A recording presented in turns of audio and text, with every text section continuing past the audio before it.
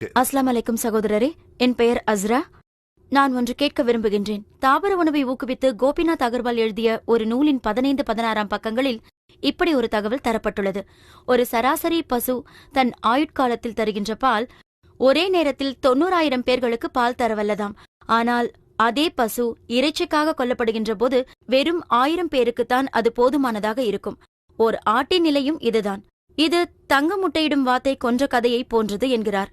இதில் குறிப்பிட்டிருக்கும் கருத்தை நீங்கள் ஏற்றுக்கொள்கிறீர்களா? மீண்டும் அதே புத்தகத்திலிருந்து கேள்வி கேட்டிருக்கிறார். நான் ஒரு விஷயத்தை தெளிவுபடுத்த விரும்புகிறேன். திரு சலேச்சா அவர்கள் இந்த புத்தகங்களை கொடுத்தார். இன்னும் அதிகமான புத்தகங்களை தருவதாகவும் சொன்னார். அந்த புத்தகங்கள் வெளியிலே அநேக கடைகளில் கிடைக்கும். மக்களும் அதை வாங்கி படிக்கின்றார்கள். ஆகவே நான் மக்களிடத்தில் ஒரு விண்ணப்பம் வைக்கின்றேன். அது மீண்டும் மீண்டும் அந்த புத்தகத்திலிருந்து மேற்கோள் காட்டுகிறீர்களே, அது ஏன்? சரியாக சொன்னீர்கள் சகோதரர். நான் ஏன் மறுபடியும் இது குறித்து பேசுகிறேன் என்று கேட்கிறார். எல்லா வாதங்களும் இதில் குறிப்பிடப்பட்டுள்ளது. இந்த வாதங்கள் இதில் குறிப்பிடப்படவில்லை என்றால் நானும் மறுபடியும் இதை சொல்லியிருக்க மாட்டேன். தயவு செய்து உணர்ச்சி வசப்படாதீர்கள். திரு ஜவேரி சொன்னது சரிதானே? யாரோ எழுதிய புத்தகத்திற்கு என்னிடத்தில் எதற்காக விளக்கம் கேட்கிறீர்கள்? அதில் உள்ள கருத்துக்களுக்கு நான் எப்படி பொறுப்பாவேன் என்கிறார். அவர் கேட்டதிலும் நியாயம் இருப்பதாகத்தான் தோன்றுகிறது.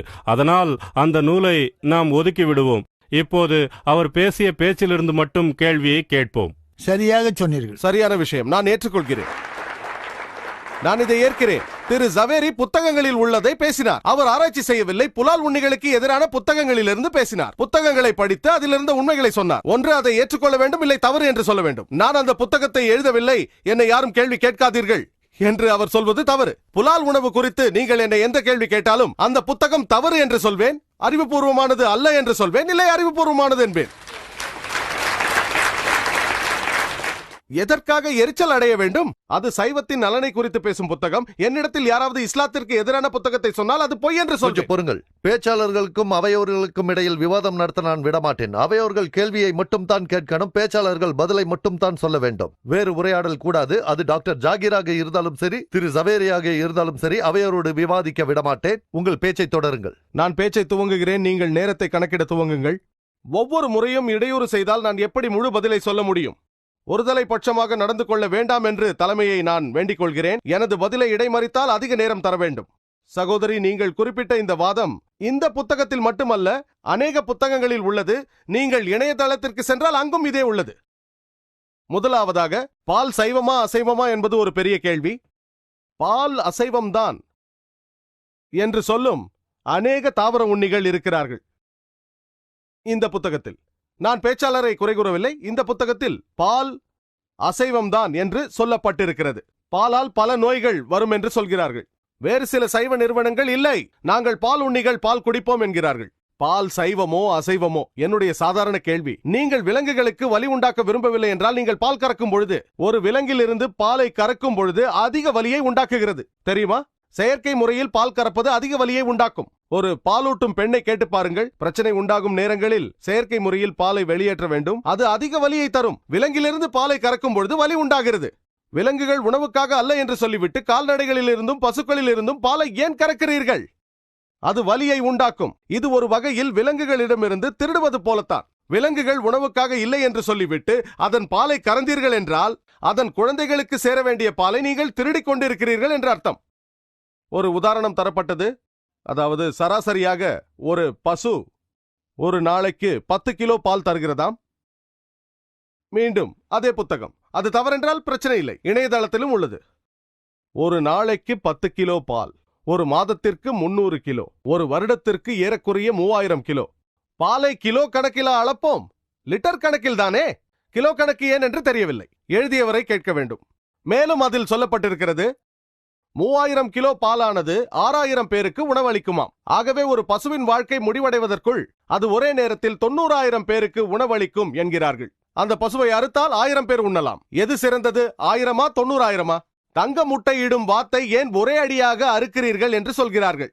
அது புத்திசாலித்தனம் அல்ல, அதை நான் ஏற்கிறேன். ஆனால் நாம் கவனிக்க வேண்டிய விஷயம் என்னவென்றால், பால் கறக்கும் கறவை பசுவை எந்த பால்காரனும் அறுப்புக்காக விற்க மாட்டான். அதேபோல் ஒரு கறவை பசுவை யாரும் அறுப்புக்காக வாங்கவும் மாட்டார்கள். ஏனென்றால் பால் கறக்கும் வயதை தாண்டிய பசுவை விட பால் கறக்கும் பசுவின் விலை மிக அதிகமானது. மும்பையில் கறவை பசுவின் விலை 20 - 25,000 ரூபாய். ஆனால் கறக்கும் வயதை தாண்டிய பசுவின் விலை 3 - 5,000 ரூபாய்கள் தான். ஆகவே புலால் உண்ணிகளான நாங்கள் என்ன செய்கிறோம்? கால்நடைகளை அவை பால் தரும் வரை பாதுகாத்துக் கொள்கிறோம். கறக்கும் வயதை தாண்டிய பிறகு அதை அறுத்து விடுகிறோம். நாங்கள் வாத்து இடும் எல்லா முட்டைகளையும் எடுத்துக் கொள்கிறோம். முட்டை இடுவது நின்றவுடன் மாமிசத்திற்காக அதை அறுத்து விடுகிறோம். உயிரும் போகணும், கட்டையும் உடையக்கூடாது.